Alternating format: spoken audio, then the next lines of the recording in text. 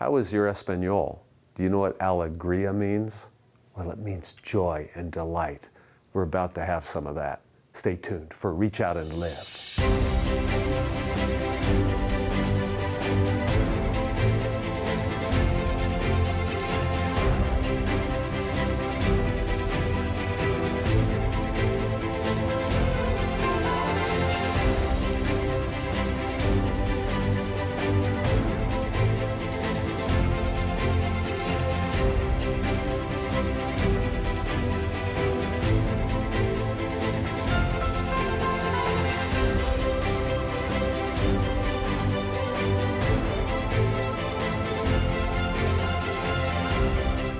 Welcome to Reach Out and Live, a program of music, scripture, and sermon brought to you each week by the many viewers and members of First-Plymouth Church, Lincoln, Nebraska. Hey, I'm Jim, minister at First-Plymouth. Pastor Juan Carlos is preaching today on John chapter 2, the wedding at Cana, where Jesus keeps the festivity flowing. We have our handbells, the congregation is gathered for worship. Let's worship with joy.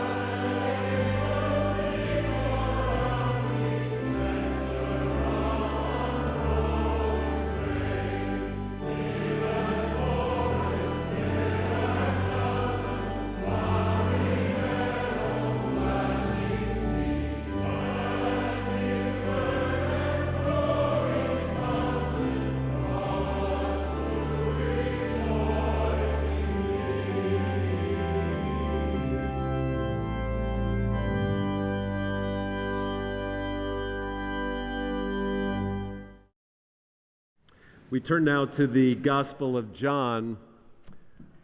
The ancient church, and ever since, has been delighted with the fact that Jesus' first miracle in the Gospel of John is at a wedding. And we've taken that to mean he blesses every wedding when people commit their hearts to one another. It's interesting that in the Gospel of John, you never hear Mary's name. It's only the mother of Jesus. But make no mistake, Mary is here with him. Listen. On the third day, there was a wedding in Cana of Galilee, and the mother of Jesus was there. Jesus and his disciples had also been invited to the wedding. When the wine gave out, the mother of Jesus said to him, "They've got no wine." And Jesus said to her, "Woman, what concern is that to me or to you? My hour has not yet come." His mother said to the servants, "Psst, do whatever he tells you." Now standing there were 6 stone water jars for the Jewish rites of purification, each holding 20 or 30 gallons. Jesus said to them, "Fill those jars with water." They filled them up to the brim, and then he said to them, "Now draw some out, and take it to the person in charge of the banquet." So they took it. When the person in charge tasted the water that had become wine, and did not know where it came from, though the servants who had drawn the water knew, that person called the bridegroom and said to him, "Wow, everyone serves the good wine first and then the inferior wine after the guests are already drunk. But you have kept the good wine until now."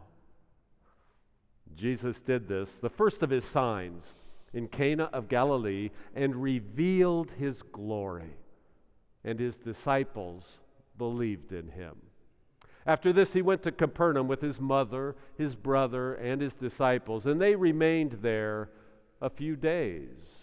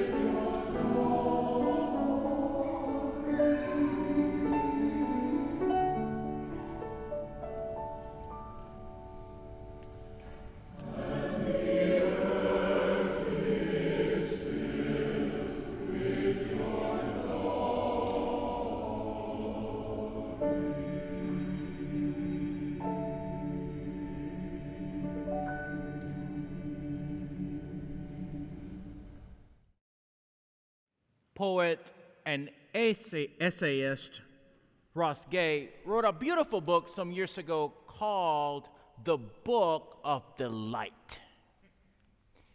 In it, he had a series of reflections on the day-to-day life and how he found delight in all sorts of ways.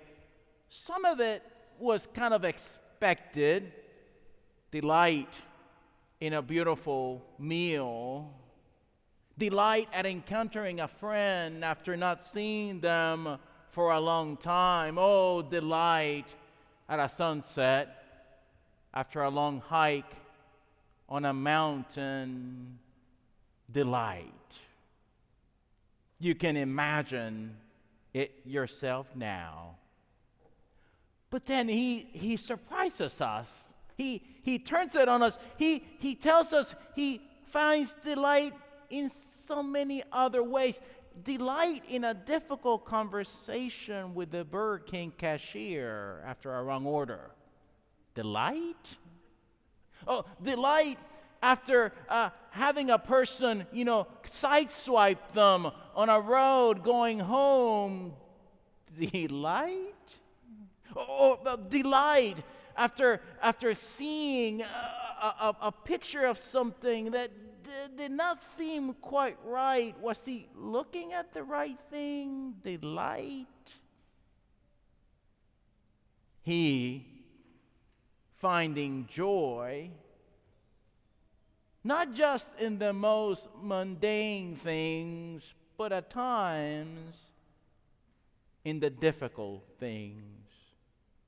We're in the midst of a sermon series called Alegria, finding joy in these days. And if we're honest with ourselves, for so many of us, these days are difficult. We are struggling to find joy in these days. We, like Ross Gay, might be wondering, finding, looking, where is the joy? But if we look carefully, we might be surprised. In the most human moments, in the most everyday encounters, if we're looking carefully, we might just find it. Jesus was living such an everyday kind of life in our text today. He was going to a wedding. Now, we must recognize something. This is not like a wedding we're used to today. I mean, we dress up and we show up at the church and, 30-minute or so ceremony, and then the real party begins. You go to a reception, and maybe you're there for 3 to 4 hours, and you celebrate. It's good, it's wonderful, it's beautiful. But in these days, these were days-long affairs. This wasn't just family members who showed up and some friends. No. The entire neighborhood would show up to this gathering of people. The entire community would surround the couple in this new venture of life together. It was a party. It reminds me of the party some of my neighbors throw. The moment that spring is really here, it's just a few blocks away from my house. The barbecue pit is pulled out. The music is brought up. Pretty quickly, coolers with drinks come out. And it seemed like every Saturday around noon, it's a party. Everyone welcome. All you have to do is walk a few blocks from my house, and there you are in the middle of it.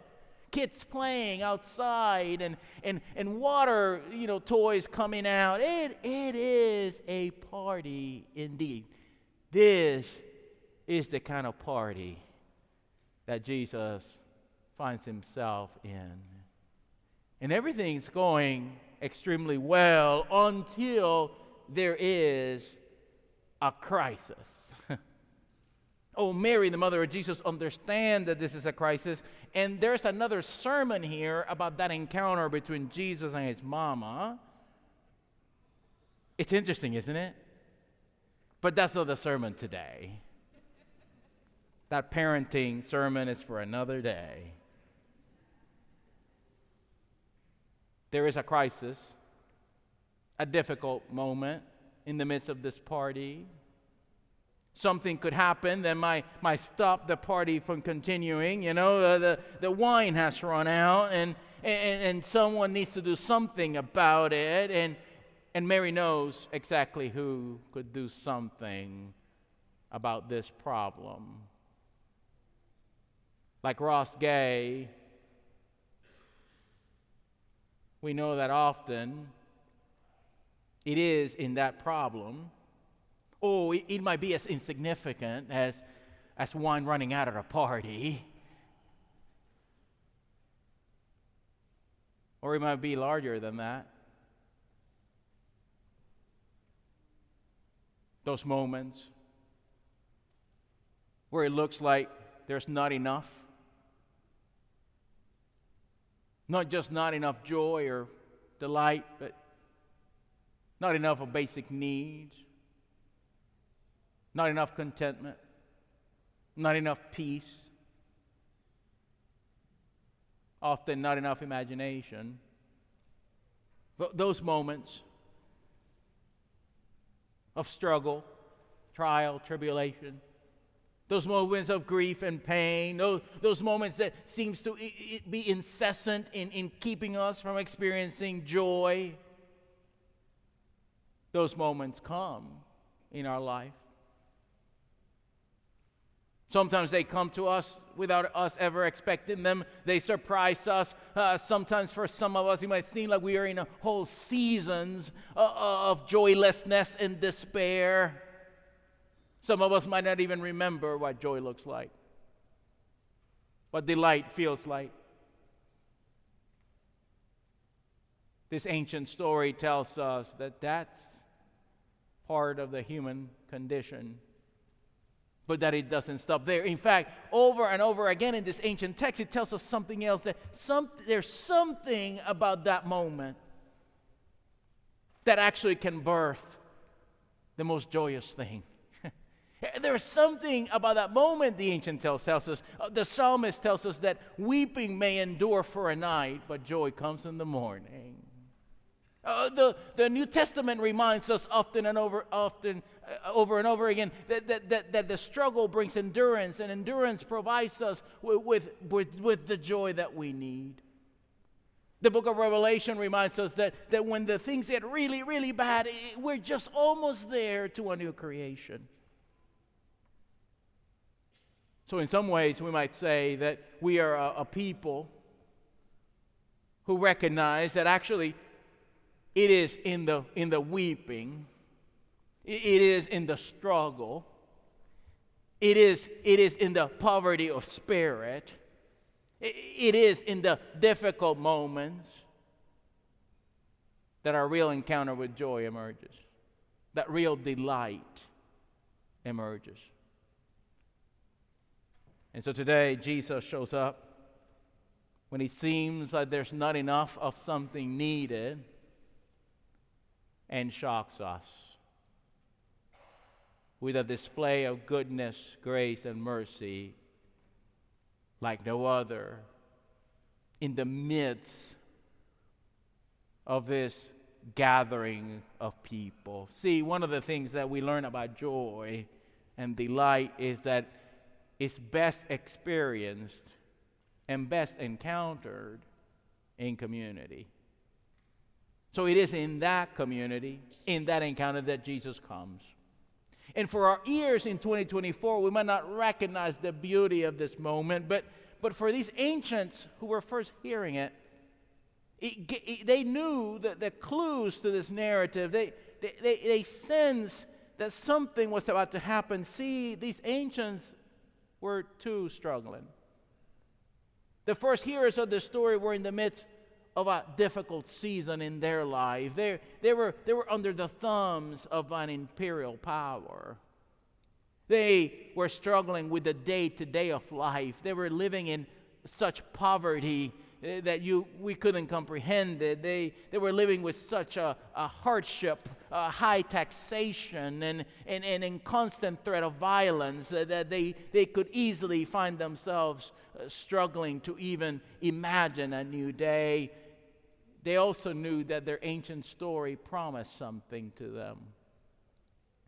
It promised them that a day would come when they would be freed from that bondage. It promised them that liberation was around the corner. It promised them that this current situation was not going to be forever. And at the center of that hope was an image for them. The great feast would one day break into history. The land with milk and honey would reemerge again, a place where the food would flow from the earth, a place where the wine will be outpoured in ways beyond their wildest imagination. So those ancients heard this story. The wine runs out. They knew what that felt like. But now Jesus comes. In Jesus' mere presence and power provides them not just with more wine.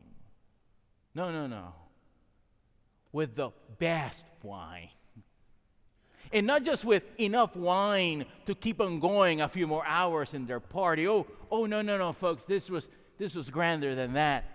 There was wine beyond their wildest imagination. It was abundant beyond their wildest dreams. It flowed and it flowed and it flowed. And the hopes of that community, I can just see them now. The hopes that they had, they knew.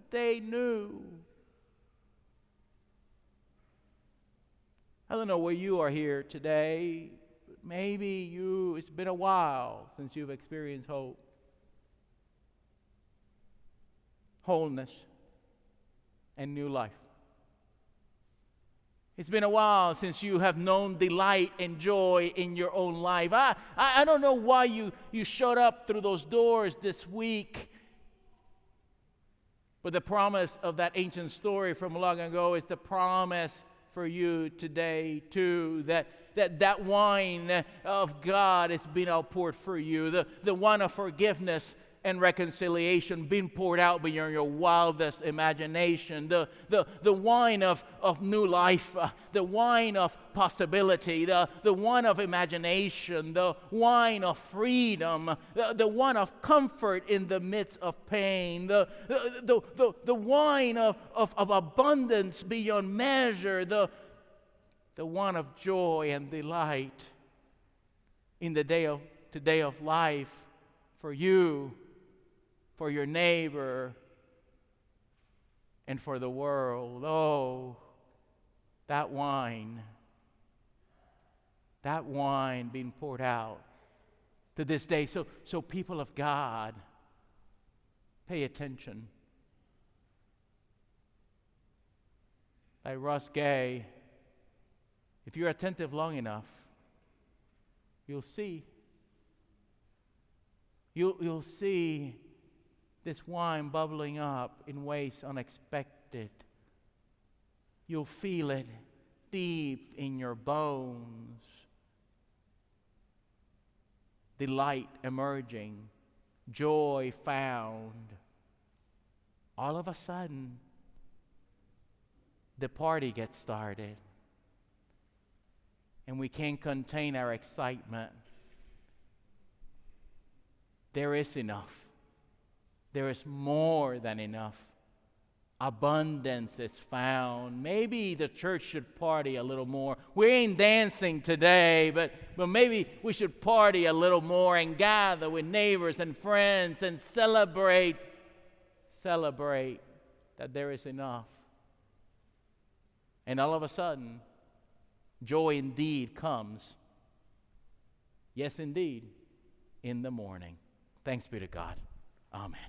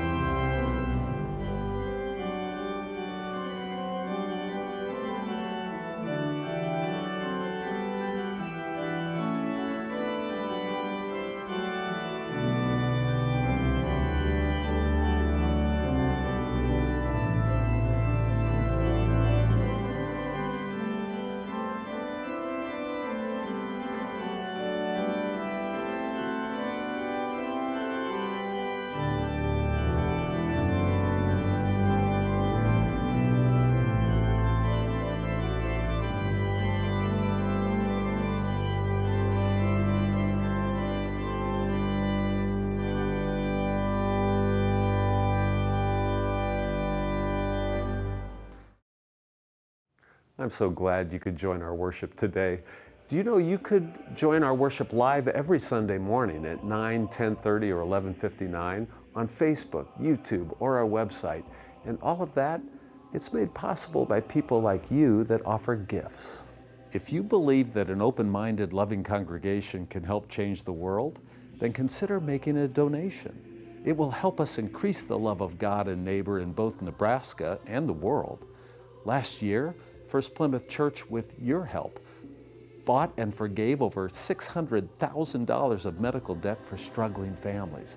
The FP Just Neighbors initiatives help with the costs of laundry at local laundromats and help fill our neighbors' gas tanks at special volunteer events. And every month, First Plymouth members help feed the neighborhood by acting as a food drop location for the Lincoln Food Bank. There are so many ways you could help us help others.